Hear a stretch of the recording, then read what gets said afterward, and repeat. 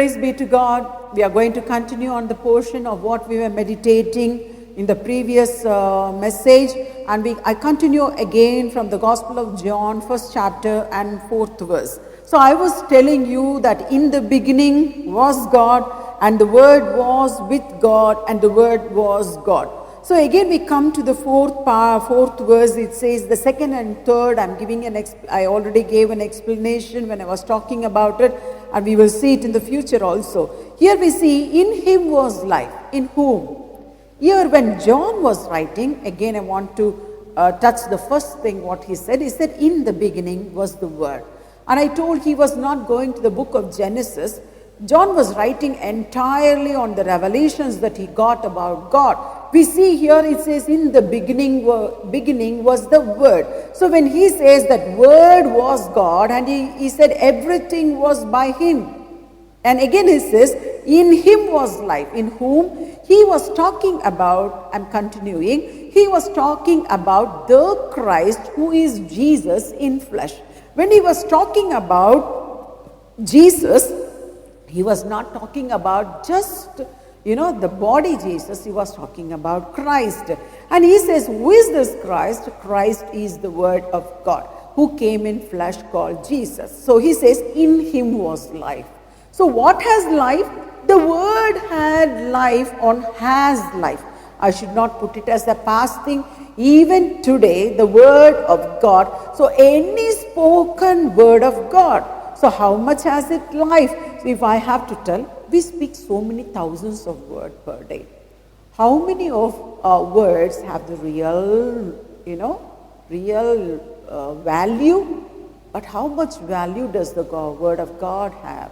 Any spoken Word of God doesn't go in vain. Let us look at one of the favorite scripture in the Bible. It says in Isaiah 55th chapter 10 and 11. And it says, my word be that goeth forth from my mouth. God says that is in the Old Testament. He says that word that go out of my mouth, it shall not return unto me void. He says once that word is sent, we have to see, when we read the word void, we come to the meaning says, it does not go in vain or something.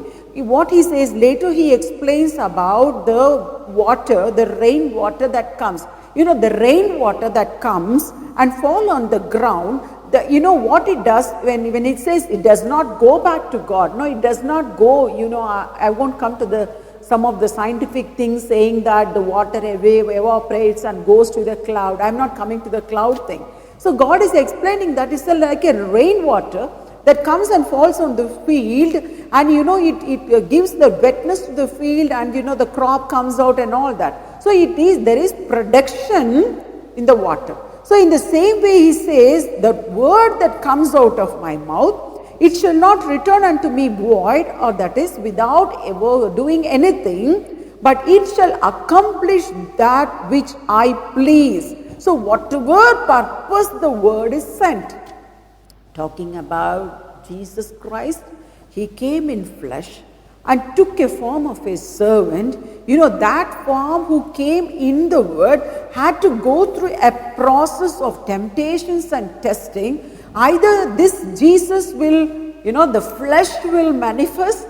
It says Jesus went through all form of temptation, but he did not fall like Adam.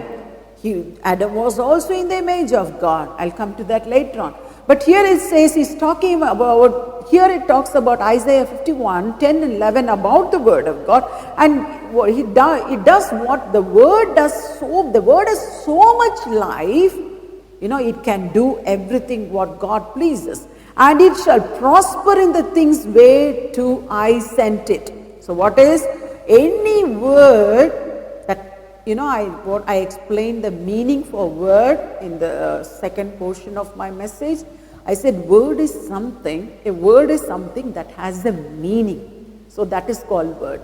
So if I have to say, any word that proceeds out of the mouth of God has a meaning and has life. So that is why it says, in him was life. So who is the life? Let us draw a picture now. I have this habit, I told you, I always used to draw a picture. Like one day I put it from the Gospel of John when I was writing, I put a big circle called God and I put it as word and just started to write a arrow around it like this, and I said that word was God, that word was with God, the word was light, the word was life. So all this, what was this word? This word is God. So if you understand, that becomes very easy. It says in him. So when we read this hymn, we always again misunderstand. How can that Jesus, there is a good lot of argument on these subjects in the world. Even the Christians and the non-Christians cannot explain who this Jesus is.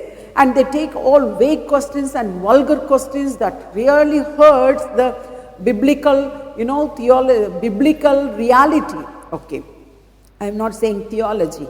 So coming to this, the word came from God, had life. So in the beginning there was no light, and again it says, and the life was the light of man. Now if I have to, and I'm talking about light, again now if we have to separate the first verse from this Gospel of John, I have to say, I cannot separate life and light. So again I'll be mixing, I'm going to make a two topic, otherwise I cannot finish this life and light. So I'm going to talk today on life and light combined, and the next topic also I'll be explaining particularly on light and how it was life. Now coming to this, and what was this that came out of God? We all know what happened in the beginning. What happened in the beginning? If we see the book of Genesis, the first chapter, we already went through the first verse, that is a big explanation of science. I used to say, in science we called matter and energy, something like that. Okay, I'm not going to that subject now. So if we see the third and second verse, it is written, we see everything was void and there was only darkness over the earth. What was the first day of creation? The earth was formed. In the beginning, God created the heaven and the earth. When we come to the earth, what was the day one of the earth? How do you count as a day?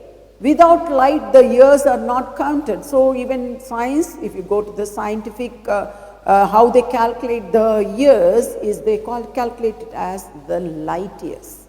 So when is the light? Again I have to tell, every living or the photosynthesis or anything without light is darkness. When there is darkness, there is no light. So when God said, let me come to the Bible portion. If we see Genesis 1, 3 to 5, we say in the first day, it says in the 5th verse, it says, there was light. God said, let there be light. So the first spoken word of God, the word of God, that everything in the world, in the universe was dark.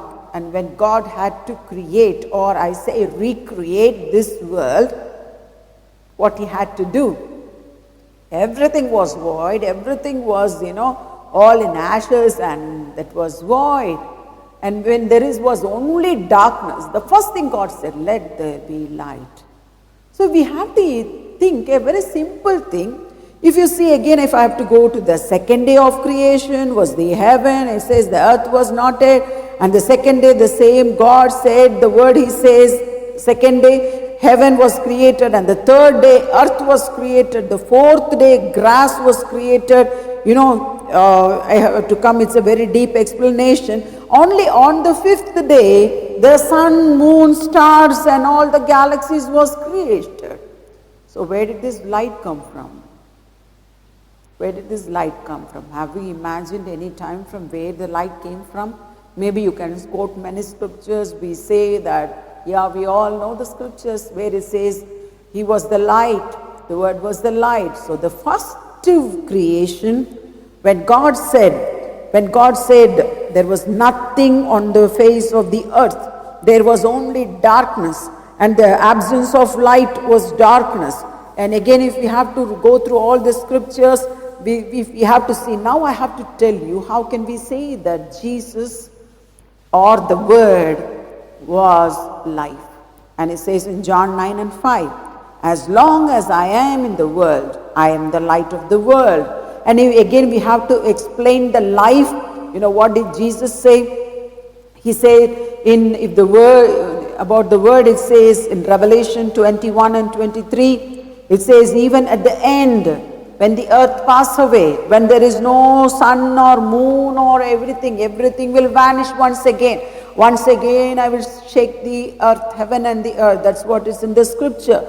And if we see what is written, there won't be any form of created light or anything. It says, I told about the I am, where God said I am. He said the city had no light, and the glory of God did lighten it, and the lamp is the light thereof. From the creation, even after the end of the creation, even after everything vanishes away, we are going to be with the Lord.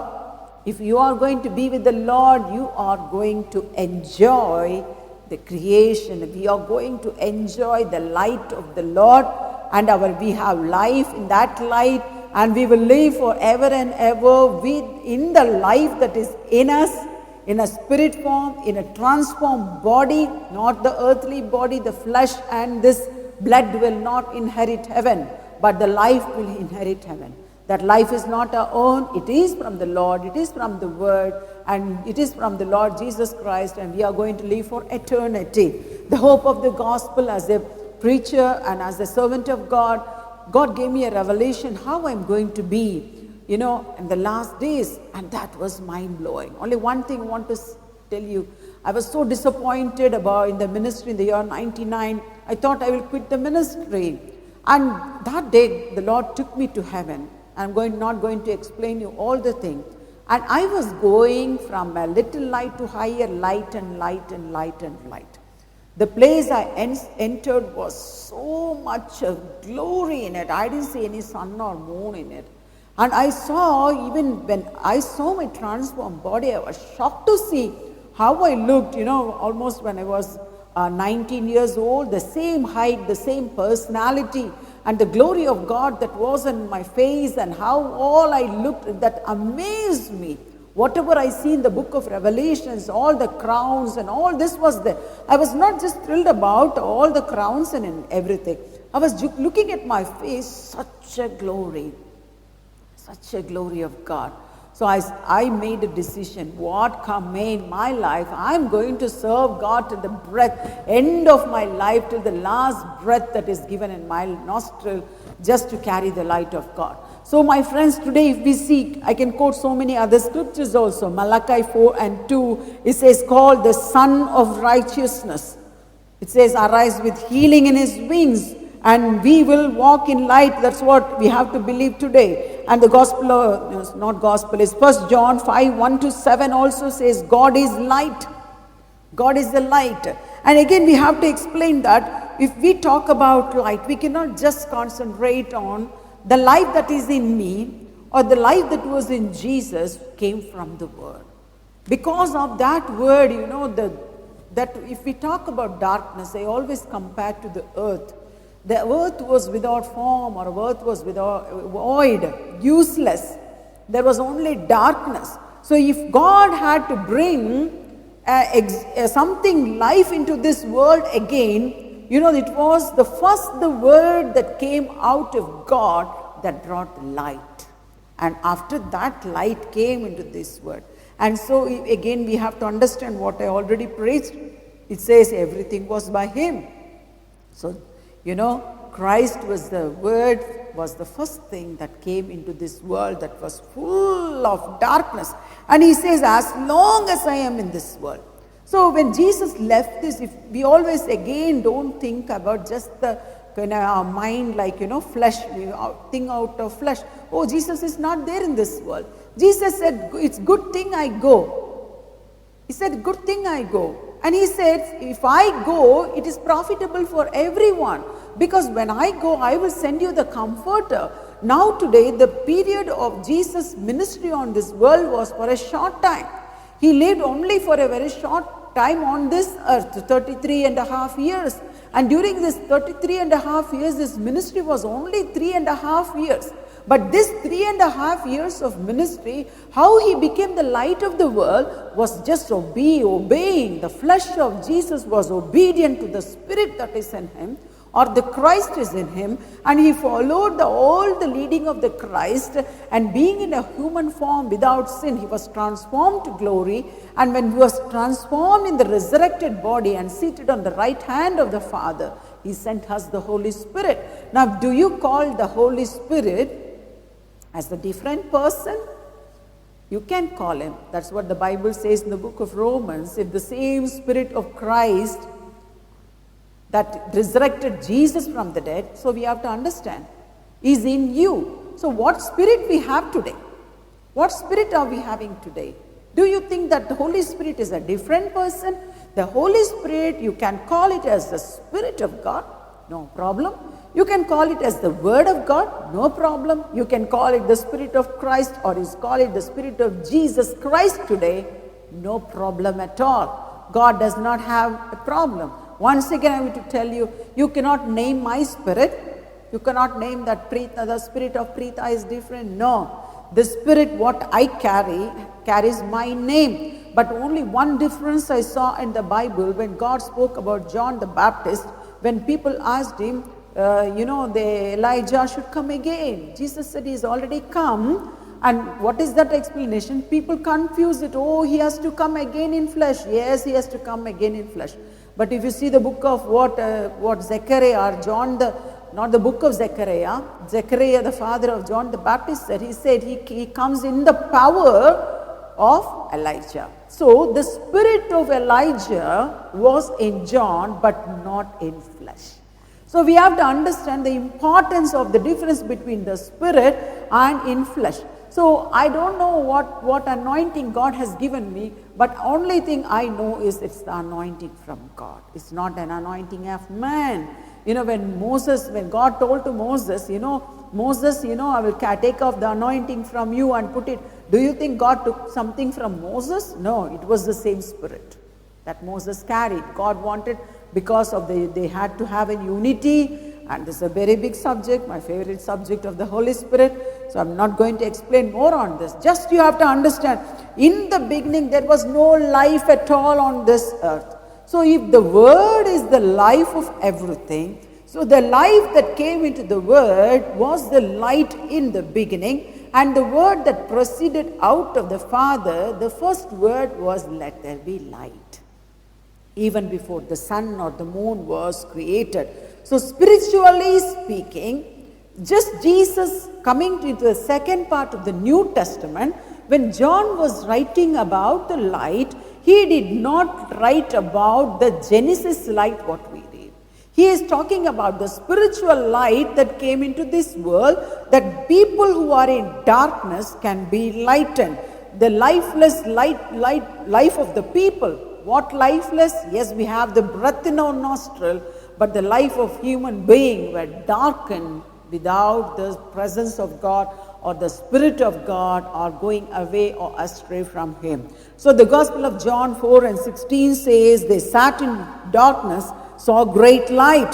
I'm just quoting the scriptures, you can note it down and go through it. And the book of Luke, first chapter 78 and 79, Zechariah also says, the father of John the Baptist says the same thing. The people that sat in darkness saw a great light.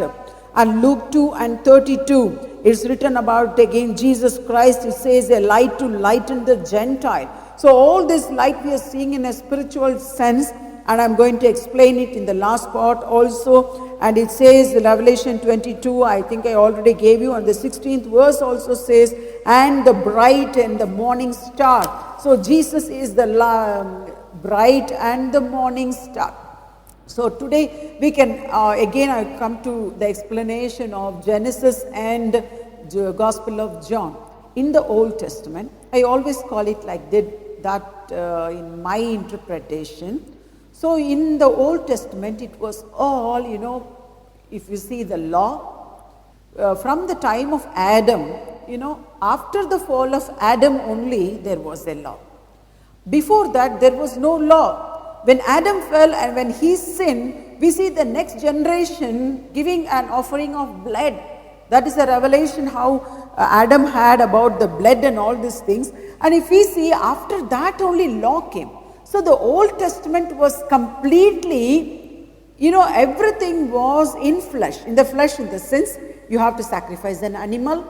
So the spirit thing was the life, the blood carried the life. Any human, living being, except the tree, we cannot call it a living being. That's just a tree that had life but not blood in it. So when we see, I'm not talking about blood now, if we see everything was in a physical thing, if you do this, you are blessed. If you don't do this, you are like this. But in the New Testament, because of Jesus Christ coming and sacrificing his blood on the cross, it is everything is in the spirit. So the confusion in a Christian life is always, we always search God from the spirit. Everything, we look at other Christians also, we judge them or talk anything to them, or we see in a human face. You may say, is committing adultery, is it not a sin? I say, if you live in the spirit, and if you are really born again in the spirit, and everything, your past life is all, dead. That is what called the baptism. If you are really dead to the body, you will not sin again. There won't be a will to sin. There won't be a nature of sinful nature of the first Adam.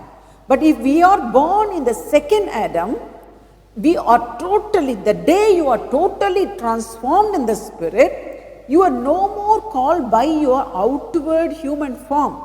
Yes, I have a human form. I dress like a lay woman because I am a woman in flesh. But coming in the spirit, you cannot call my spirit a woman's spirit. There is no gender in the spirit. That's why Paul wrote very clearly, he writes, in Christ, there is no man or woman. So again, coming to the scripture, so what is that importance is the life in me, that is the word of God, that is Jesus Christ. Now I call it Jesus Christ. The life that has transformed my body is Jesus Christ. Today I am living in the body. My body or this vessel is the name Preetha. But the real spirit that is in me is a transformed spirit who is a child of God. Because of that I call God Abba Father.